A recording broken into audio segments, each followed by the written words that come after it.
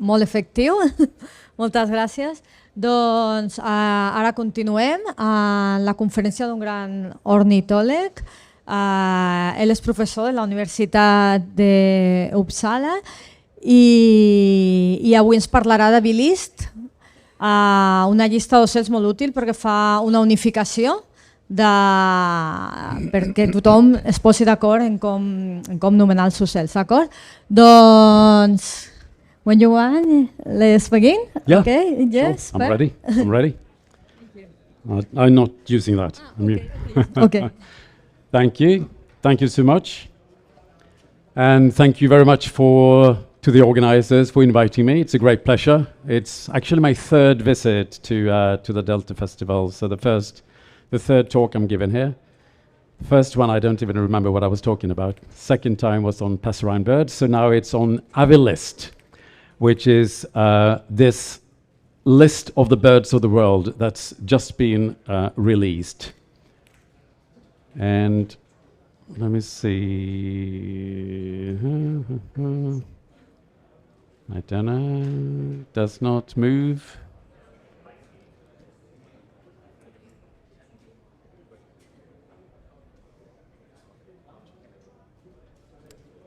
Okay.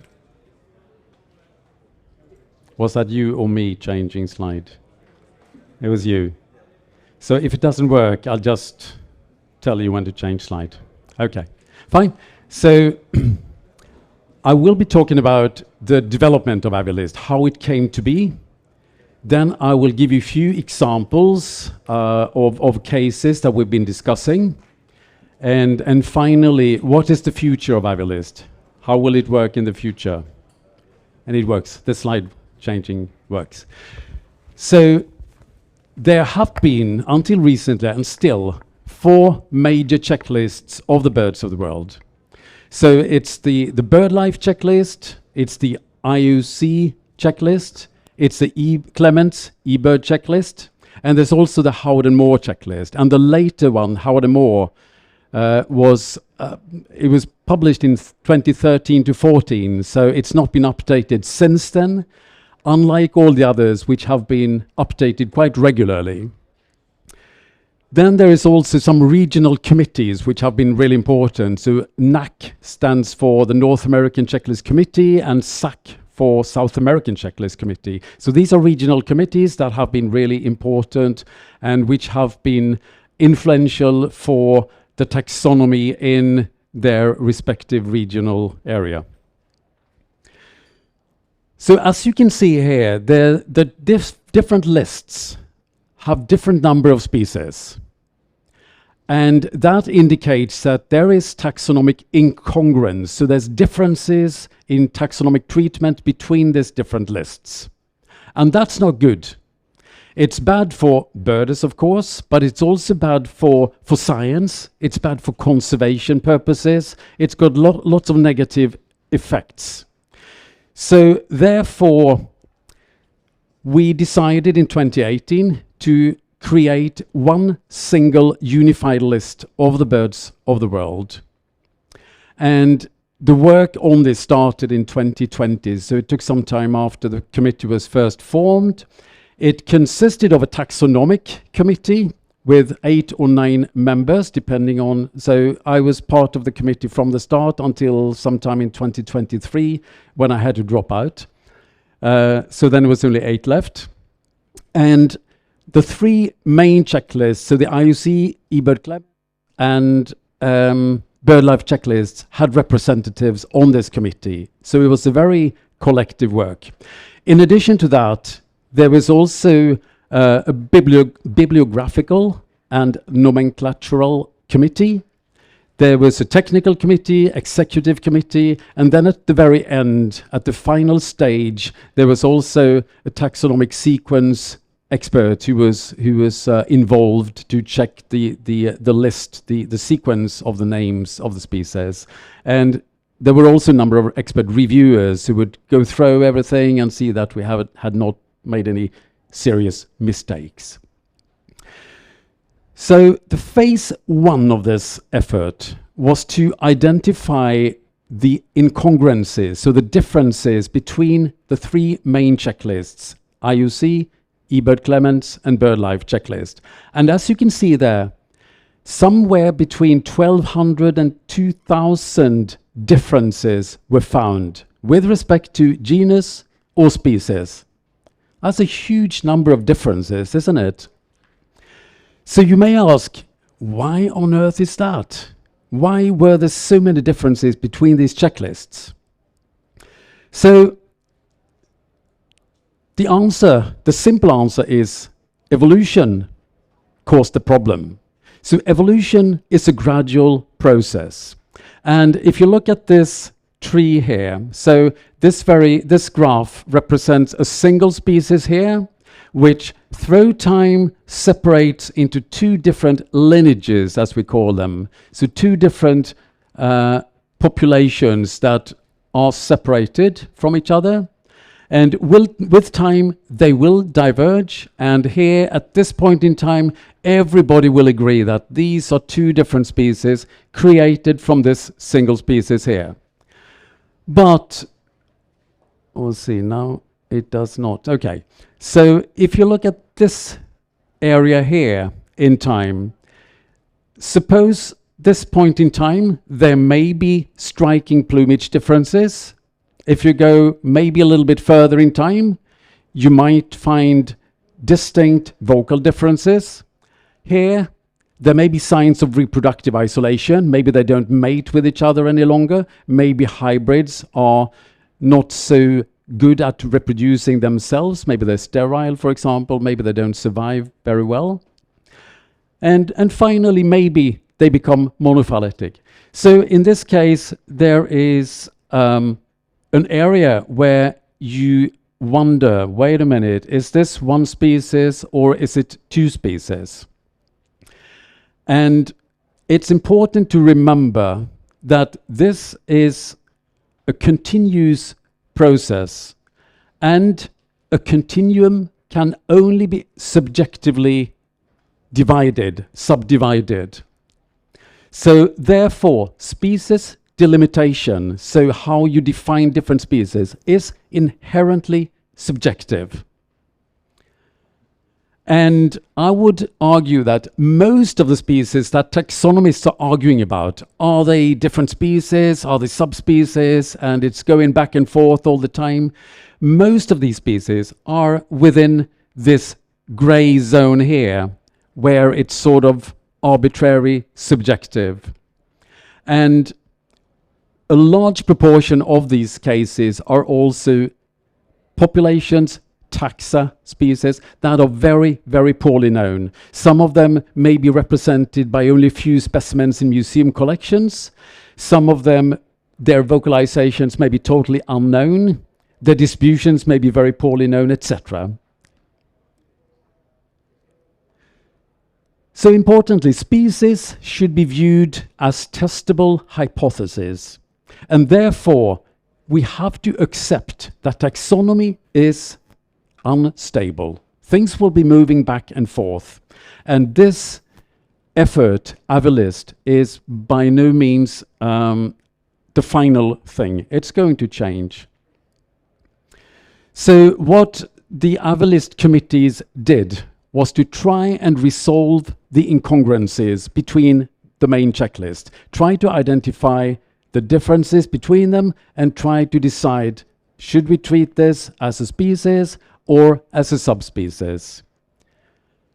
And the way we did that was to evaluate mainly published papers. So there's a lot of papers published every year on different species. So we were reading a lot.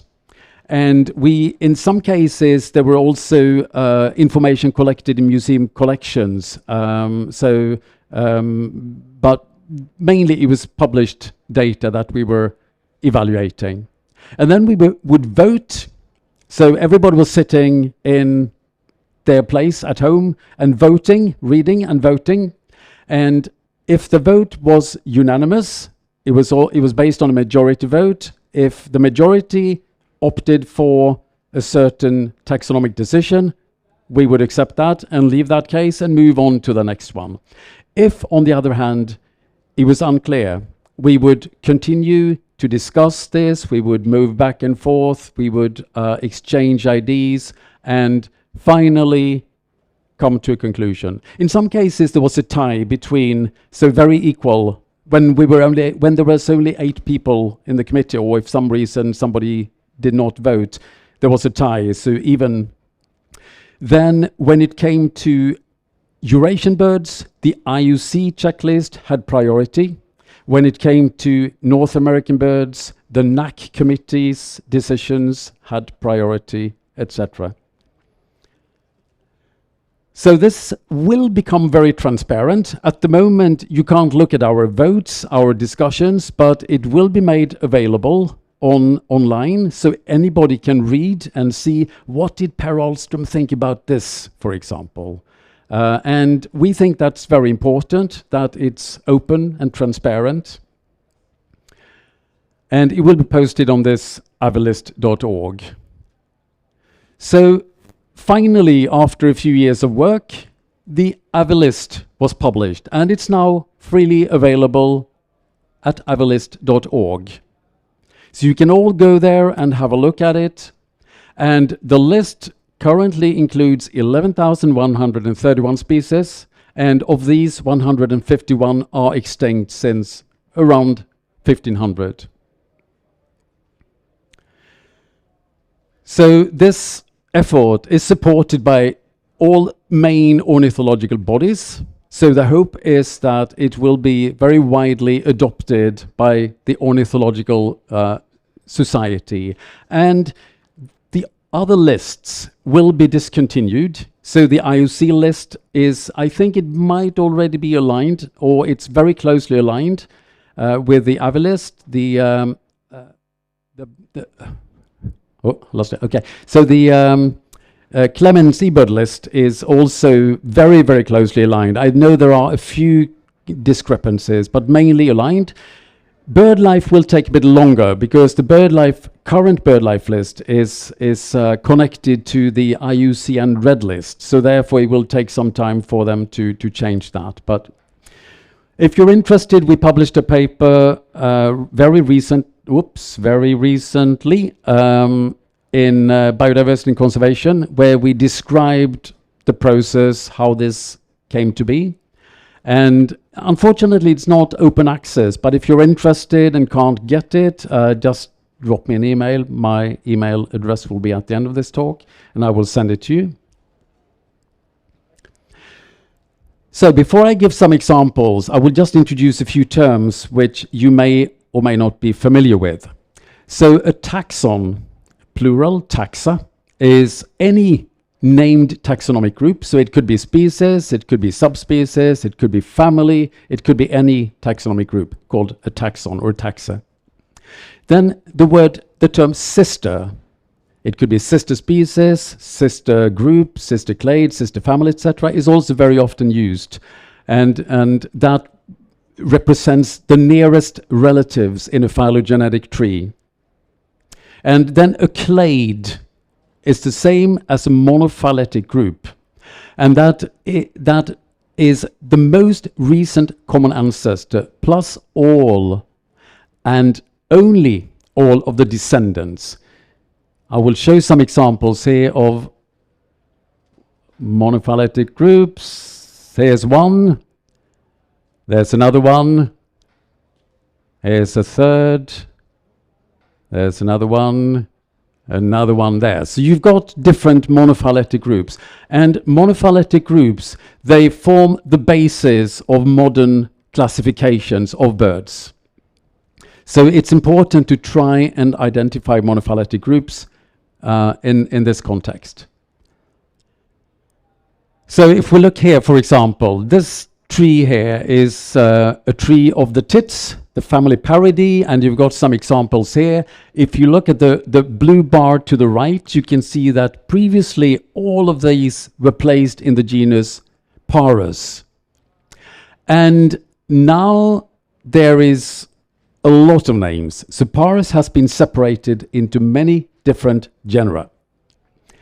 And the reason for that is this guy here. I would say the main reason for that is this guy here, which is the ground tit, which occurs on the Tibetan plateau. It occurs in grassy, bare land, no trees. It nests in holes in the ground, and it was previously considered to be related to crows and jays, a corvid. But when it was realized that this is a tit, actually more closely related to a great tit than a great tit to a marsh tit or a blow tit, then people, first were quite shocked, but then decided we want to keep this name Pseudopodosis as it had always been known by, rather than calling it Parus. People wanted to keep this just to highlight the distinctness of this bird. And then, because of the rules of nomenclature, lots of other names had to be used, because otherwise you would have created a non-monophyletic parus if you had kept Pseudopodosis.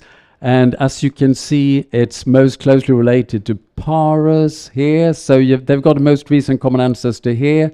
So if that had been kept, this would not have been a monophyletic group.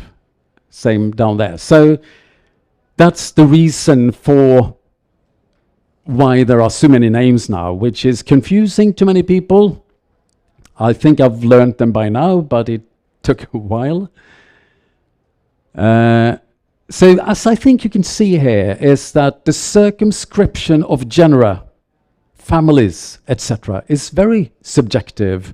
I mean, you look at the depth of these branches here and the number of species in each group, in each genus. You see that it varies a lot.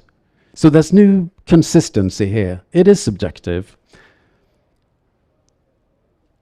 So here's an example from a recent example from AviList based on this paper here. So we've got the little plovers. You know some of these plovers, and you know lapwings and relatives.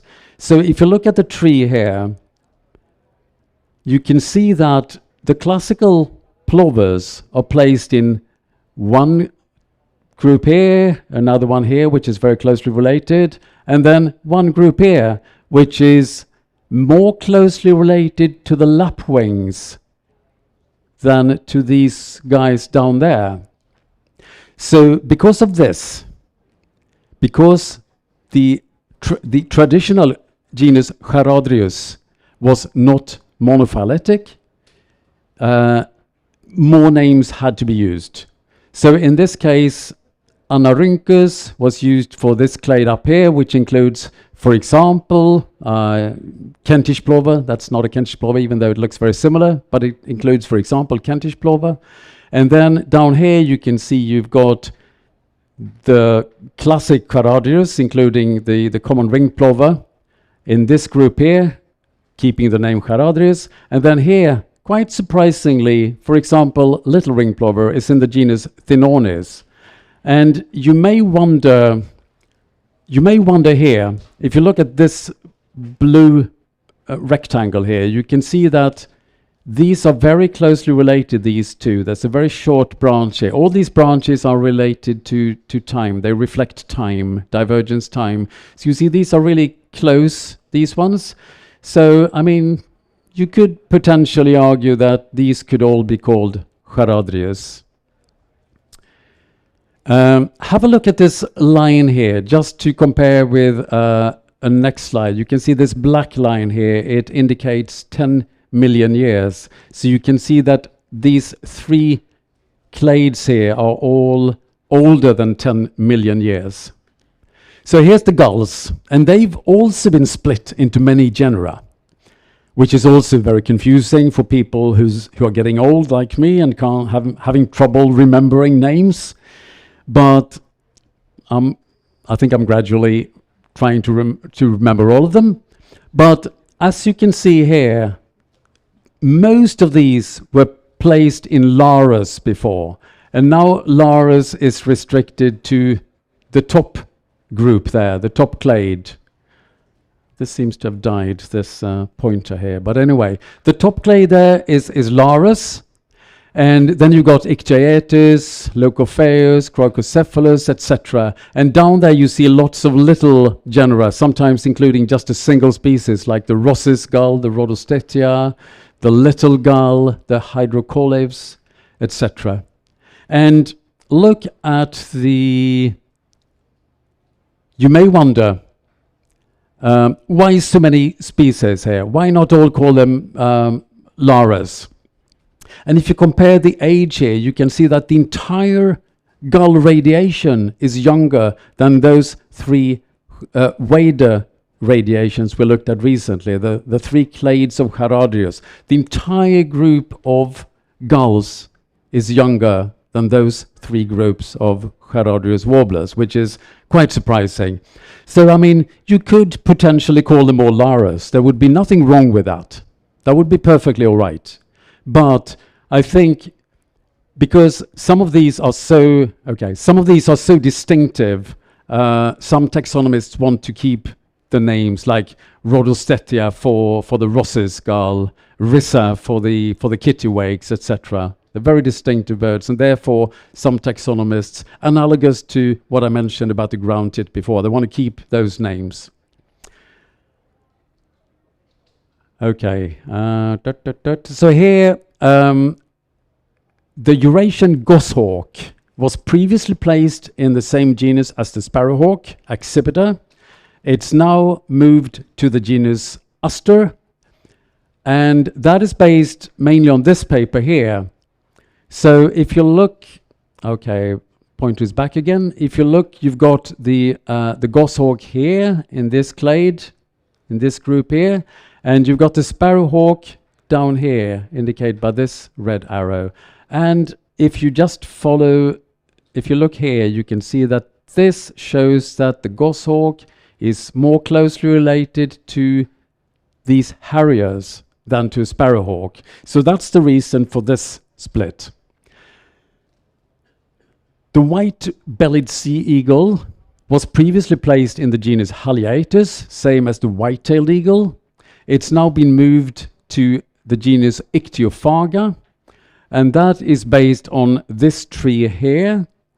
And okay, so here you can see the clade with the white-tailed eagle, and here you can see the clade with the white-bellied seagull. And as you can see, they are each other's closest relatives, these two groups. They have a most recent common ancestor there.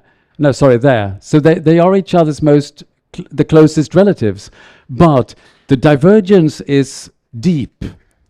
So in this case, it's not because of non-monophily that they are placed in different genera. It's because of the very deep divergence between these two groups. Okay, so here is one of my favorite examples. It's the case of a very cool bird. Here is representatives for all the wagtails and pipits. Wagtails at the bottom, pipits up there. And if you look at that bird, the ones in circle there, it occurs only on the island of Buru in Indonesia. It was considered to be a white-eye, which is a very common group of birds in Africa and Asia. And it's climbing around in the trees. It's climbing like a nuthatch with a head down on tree trunks, along branches. A very poorly known bird. But as we showed in this study here, it's actually a pipit. Undoubtedly a pipit. And it's even very closely related to tree pipit. So that's very fascinating. And then here's another cool bird. Down at the bottom, you see that brown little meatball there. That was considered to be some sort of warbler. Its relationships were not very certain, but it was considered to be some sort of warbler. And it's actually a wagtail. And it's adapted to living in the forest, and it's changed its appearance completely because of that. So it occurs on the island of Sao Tome of West Africa. I forgot to say that. And finally here you see there's two very brightly colored birds. So a golden pipit and a long claw. They're in there, and they're, we say, nested within the pipits. And that indicates that they are more closely related to all the pipits above in the tree than the pipits above to the pipits below. So the genus Anthus needs to be redefined. But more data is needed, more species and more sequence data, etc. So we'll get to that at some point. So you're not supposed to read all the names here, but here's a tree of all the larks in the world except one species. And as you can see, every single color represents a genus as previously defined based on morphology, so based on appearances. And you see, it's all totally crazy. So there are so many cases of convergent evolution where a species becomes very similar to another species because they, well, it could be just by chance, or it could be because they have similar living conditions. So they live in similar habitats, etc., eat similar things. Also many cases of divergent selection where one species is just going away dramatically in appearance from the others, diverging dramatically. And the genus Mirafra, which is all the red ones here, we suggested to separate that into 4 genera. And the reason for that is, if you look at the red line there, which just appeared, you can see that the age between these 4 clades is sort of similar or even older than most of the other genera in this tree. And so here is the former Mirafra, which is now separated into 4 different genera. Here's another example where we used a lot of data. So as you will see soon, many taxonomic changes or decisions are based on very little data. Here we used quite a lot of data. So we used genomic DNA, so whole genomes. We also used mitochondrial DNA and some nuclear introns. We looked at the plumage, we looked at the structure, so bill shape, claw shape, wing length, things like that. And we analyzed vocalizations and also some behaviors. Like many larks have got very distinctive display behaviors, so they might flutter the wings rapidly to produce a rattling sound, or they may be doing funny things. So here we decided to split the rufous-naped lark, which is indicated by those red asterisks there, into 6 species, and the red-winged lark, which is the blue asterisks, into 2 species, and the black asterisk represents Ashes lark and Somali lark. So Ashes lark, which was previously known only from a few places in Somalia, is now subsumed within Somali lark. So as you can see here, this is based on quite solid data. What you can also see is that the white, well, this one's died again. Oh, here, okay. The white symbols represent new support, and in many cases, we just did not have enough data. Some of these are really poorly known. So you see the second one from the left, Corypha sharpie, the sharp's lark, is really poorly known. It's not been seen for 50 years, and there's only like 9 specimens, I believe, in museum collections. Nobody knows what it sounds like. I was searching for it earlier this year, but failed to find it. So we'll try again. So here's another example. The short-toothed larks, which have been separated now into 4 species. Previously, it's been between 1 and 3 species. As you can see on the distribution maps there, they are essentially all parapatric, which means they've got abutting ranges. So they come into contact or very close contact, but with very, very marginal overlap or no overlap at all. As you can see here, comparing the Asian one at the top and the Turkestan one at the bottom, they're extremely similar. And the main differences are in wing shape and in tail pattern. They're not 100% separable by these features. You can also see the spacing of the primaries and the primary projection differs a little bit, but they really are very, very similar to each other.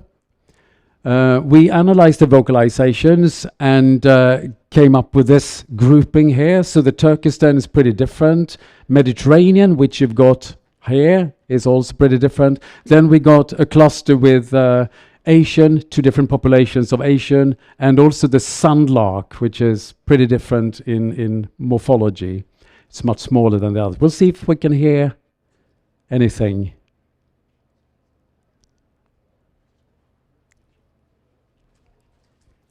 I forgot to say that.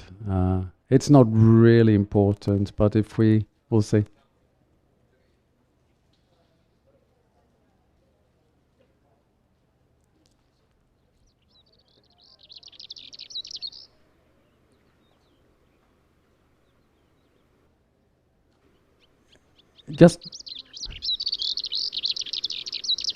Okay. So Turkestan, very long, drawn out, rattling song.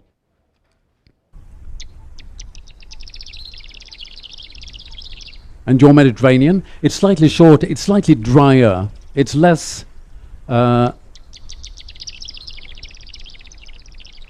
slightly less melodious, if you wish. And then the third one, the Asian. So much shorter and more melodious. So there are clear differences between these when you hear them and also when you look at sonograms and when you do a statistical analysis like this. So here's just a summary of what we found, and we decided, yeah, 4 species are reasonable to recognize. So the Turkestan, Hainae to the left, and then Mediterranean rufescens, and then Raptor, the sandlark, and then the Asian chilensis. And as you can see in the chilensis group there, there's two subgroups which are identifiable.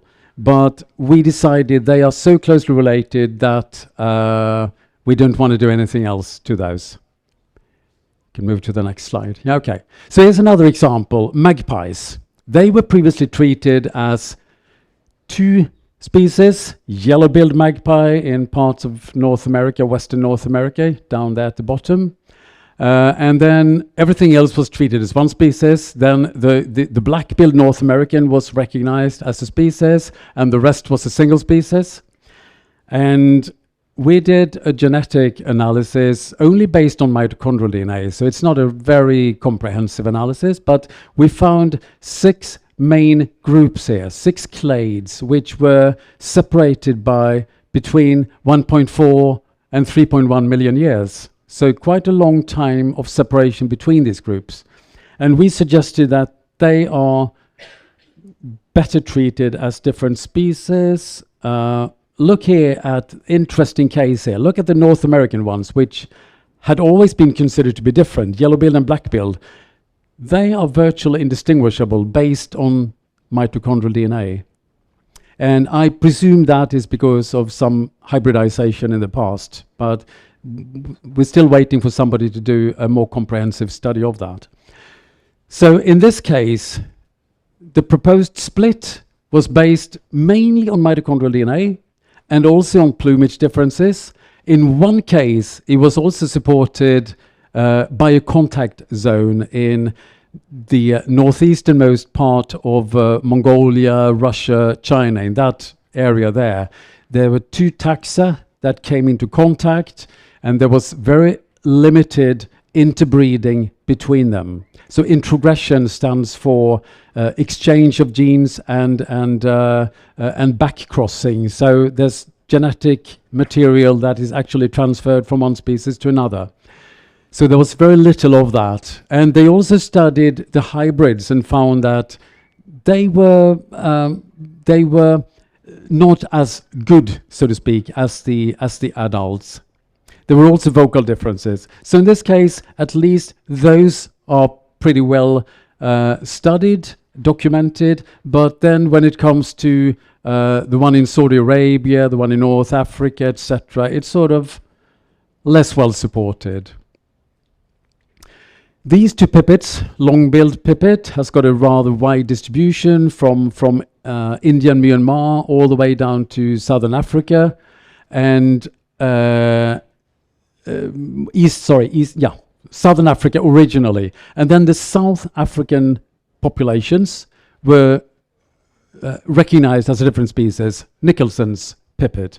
And this is based mainly on mitochondrial DNA, fairly deep divergence between these, and on plumage, and also on the fact that there's a big gap in between them, which is filled by another species. So not a very, very strongly supported split. Here, the western cattle egret and the eastern were split based on relatively or very little, very little data, just plumage and structure. These two finches, European goldfinch and grey crown goldfinch, were previously treated as the same species. They look different, they sound slightly differently, but they come into contact, and the split between these was based on plumage, voice, and this was despite the fact that their mitochondrial DNA divergence was very shallow, so not very different based on the genetic markers that were analyzed. And there's also evidence of interbreeding between them. These two teals were previously treated as two different species, the North American green-winged teal, carolinensis, and the Eurasian teal, common teal, Krecker.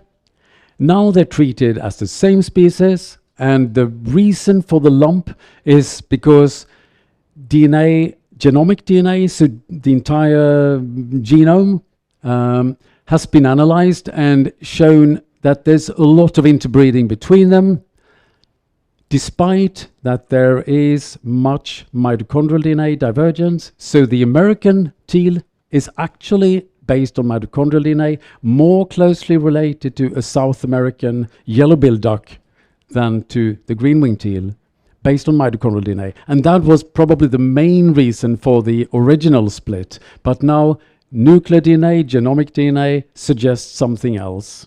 And that is considered more important. Now, these ones you all know.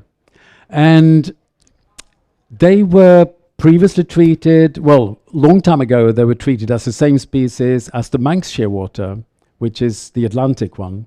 Then they were separated into two species, and then later into three. And now they're back to two again. And you may all feel very sorry about this, but who knows, maybe in a few years' time, maybe next year, they will go back to two different species again. And the reason for this is because it has been shown that there is a lot of interbreeding, introgression between these two. And there's also indications that the plumages aren't really very well-defined differences. These two were treated as different species, yellow-billed kite in Africa, black kite in Eurasia mainly. They are now lumped based on mitochondrial DNA analysis, which show that the yellow-billed does not form a monophyletic group. But again, this is just mitochondrial DNA. Further analysis in the future might show something different. It might return to different species again. As you can see, the bill color is very different. Here's a very cool example of the red poles, which have been treated as one species, two species, three species, and now back to one species again. And the reason for that is because genomic DNA has shown that they really are extremely similar. There are very, very few differences between them, and the differences are mainly related to a few genetic regions that code for plumage coloration and bill size. Some people claim that they don't interbreed with each other. Other people claim they surely do. We'll see what happens in the future. Crows have also gone from one species to two species and then back to one species. And they really look very different. There are black crows in Asia as well. And it's been shown that they are extremely similar. The black crows in Asia are not most closely related to the black crows in Europe, so they should not be treated as the same species anyway. But I mean, if it's split into two species. But there's very, very, very few differences in the entire genome between these two. And the differences are related to the coloration and to the perception, the eye perception, so the way they interpret each other. Chiffchaffs have been treated sometimes as two species, sometimes as one species. You've got Colubita commonly here, and as you can see, they are now lumped based on a fairly broad hybrid zone in Western Russia, where there's a lot of introgression. And if you look at this graph here, you can see the bird to the left shows a greenish looking thing, whereas the tristis is to the right with a very brown thing. And if you look at the birds, the leftmost columns, they're all green, which indicate that the genome is almost completely of the Western type. But then you can see that you've got lots of birds in the next column where you've got a lot of orange, but still looking like the Western birds in appearance. And there's a lot of mixed singers at the bottom there as well. So it's a very complex situation. These crested larks have been treated as two different species, now again back to one species. And I think this is a case where there's a very, very strong case that in Morocco there are two different species. There's very limited interbreeding between them. But the problem here is that here. So the problem here is that the green rectangle is the, whoops. We get the next one, yeah. So the green rectangle and the red adjacent one is where these two come into contact. But the green one is morphologically more similar to the pink ones, which are more closely related to the red ones. So there's still more things to be done, to be studied, and this is only based on mitochondrial DNA as well. So more data are needed, but it seems very clear that in Morocco they behave like two different species. So finally here, AviList is a living document. It will be updated regularly. There will be annual updates, and that's called phase 2. And also during phase 2, subspecies will be studied. So subspecies will be either synonymized, so two different subspecies might be merged into one, the distributions might be changed, etc. So that's something that we did not work on at all in the first phase, but that's something that they will have to work on in the next phase. And to assist the committee, there are now also regional advisory groups. So there's a Palearctic group, there's a North American group, there's South American, I can't remember all the different ones, but basically regional groups that will give suggestions and comments to the AviList core team. And finally here, next, yeah. So here, look at this. Is this a corypha, as we suggested in a recent paper, or is it a miraphra? Is it a species, or is it a subspecies?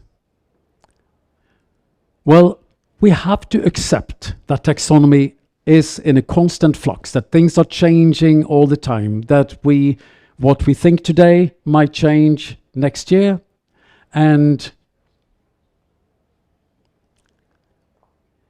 what I really want to stress is that it doesn't matter.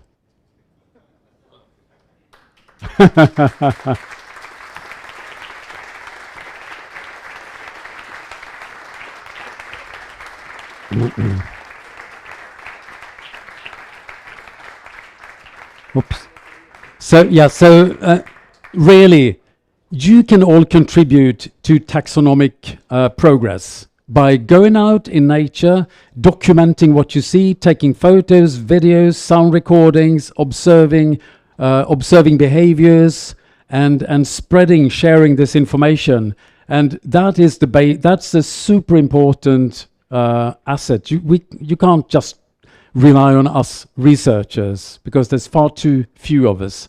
So your contribution can be super important, and importantly, just enjoy birds. They're so amazing. There's such a fantastic diversity in nature. They're just fantastic, amazing. So just enjoy birding. Thank you.